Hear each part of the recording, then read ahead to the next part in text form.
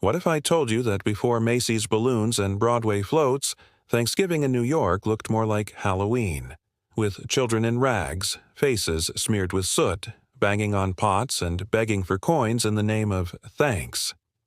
This wasn't an invention of Macy's, nor a relic of Pilgrims. It grew organically, a children's carnival born from poverty, immigration, and imagination. By the early 1900s, New York was a melting pot of cultures: Italians, Irish, Poles, Jews, families struggling but alive with New World hope. Thanksgiving, still not yet a fully standardized national holiday, meant different things to different people. For these kids, it was freedom, a rare day off school, a moment to mock the grown-up world that ignored them. They put on whatever costume they could find: worn-out rags, old uniforms, sometimes cross-dressing or impersonating rich society figures. It was part play, part protest, part pure mischief. The newspapers of the 1910s called it the Ragamuffin Parade. Editorials described it as a day of masquerade and laughter, when the streets of the city belonged to the children. It's Thanksgiving morning, New York City, 1902. The air is sharp, the sky pale gray over the skyline still rising toward modernity. From the crowded tenements of the Lower East Side, from Brooklyn's brownstones, from Harlem's alleys, comes a rising chorus of laughter and metallic clatter. Children, hundreds of them, spill into the streets in mismatched clothes.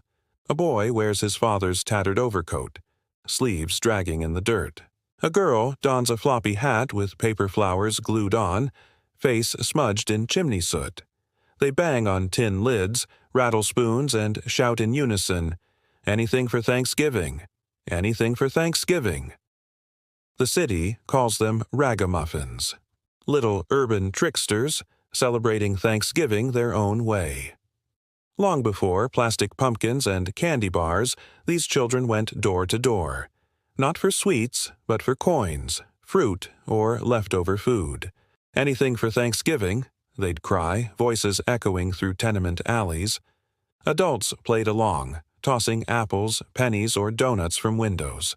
Some neighborhoods turned it into a competition. The best-dressed ragamuffin won prizes. Others saw small processions, even makeshift parades with wagons and homemade signs. For working-class families, this was the City A.S. version of Carnival, a day when class lines blurred and laughter echoed louder than hardship. But not everyone approved. By 1910, the New York Times complained that Ragamuffin Day had become a nuisance. Police reports called it disorderly. Middle-class New Yorkers viewed it as unseemly. Children begging in rags on Fifth Avenue, the heart of refinement. To them, it wasn't charming. It was chaos. Then came 1924. The Roaring Twenties were in full swing. Jazz played in speakeasies, the Model T filled the roads, and department stores became temples of consumer culture. Macy S., eager to celebrate the season and attract shoppers, announced its first Thanksgiving Day parade. It promised something grand, civilized, and modern. That morning, elephants from the Central Park Zoo marched alongside bands, clowns, and floats decorated with fairy tale scenes. And at the end, Santa Claus himself arrived, signaling the start of Christmas shopping. Newspapers raved, radio buzzed, families lined the streets in admiration, and without ever declaring it, Macy's had replaced the ragamuffins. The noisy children of the slums had been swept aside for something shinier: corporate, organized, respectable. By the 1930s, Ragamuffin Day was fading fast. The Great Depression changed the tone of begging. What was once playful now seemed painful, even desperate. Public sentiment turned. City officials discouraged the practice.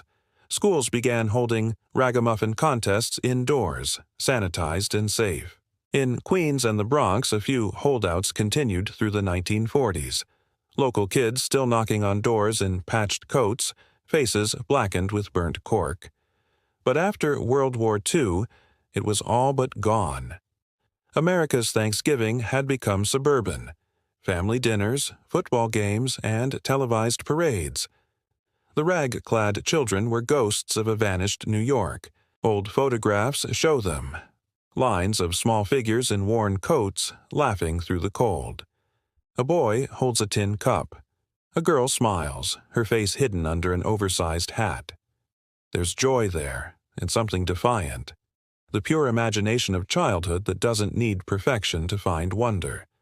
Ragamuffin Day captured that fleeting spirit. Gratitude without glamour, celebration born from scraps. For immigrant families, it was proof that even in struggle, children could turn the streets into playgrounds. It was America's soul in miniature, messy, mixed, but alive. Social historians now see Ragamuffin Day as an early reflection of class tension, the poor mocking the rich, the young parodying the powerful.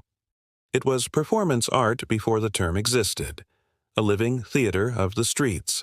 When the rich called it rowdy, they weren't just describing noise, they were pushing back against visibility, against the sight of poverty dressed as play. And when Macy's came along, that rebellion was replaced by order, by spectacle. Something to watch, not something to join. America was entering its commercial age, and joy itself was becoming a product. Strangely enough, Ragamuffin Day never truly vanished. It evolved. Its spirit lives in Halloween, which surged in popularity after the 1940s. Children in costume, knocking on doors, chanting for treats, sound familiar? Historians argue that as Ragamuffin Day declined, its traditions were absorbed into America's new October ritual. So, in a way, those soot-faced kids of New York were the ancestors of every trick-or-treater who has ever knocked on a door. So, next Thanksgiving, as you watch the dazzling floats glide past Macy's, take a moment to listen between the brass bands and the cheers. If you listen closely, you might still hear faint echoes, the clang of pots, the laughter of children in borrowed coats, the joyful cry of "Anything for Thanksgiving?" For decades, they were the soul of the holiday, spontaneous, rebellious, and real. Thanksgiving didn't always come from department stores. Once, it came from the streets, from the imagination of the poor, from children who turned rags into costumes and a cold November morning into a carnival of gratitude. Because long before Macy's taught America how to celebrate, the Ragamuffins already knew how to give thanks.